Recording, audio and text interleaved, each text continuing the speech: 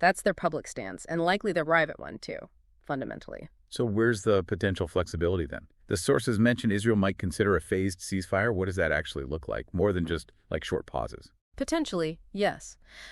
A phased approach offers maybe a pragmatic path. You could start with short-term halts, purely for humanitarian aid access that eases some immediate pressure. Then, maybe subsequent phases could tackle the tougher stuff, significant prisoner hostage swaps, maybe discussions on longer-term security arrangements, though anything about future governance is still very far off and complex. But this raises the big question, doesn't it? How much compromise is actually possible?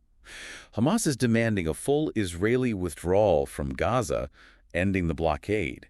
Those are conditions Israel has always rejected outright. That sounds like a major stumbling block. It's a huge gap, a chasm, really. Hamas sees those demands as fundamental to ending the occupation. Israel sees them as, well, an existential threat, bridging that gap.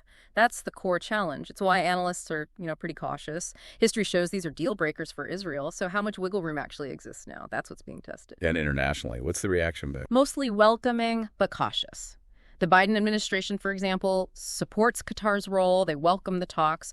But they're also stressing that Hamas needs to show good faith, halt attacks, release hostages. That's the key from their perspective. Good faith in a situation with zero trust. It's tough. Exactly. And it's not universal optimism. Back in Israel, you have deep political divides. Hardliners are calling negotiations a surrender. Meanwhile, those hostage family protests are only intensifying, demanding a deal, often saying at any cost.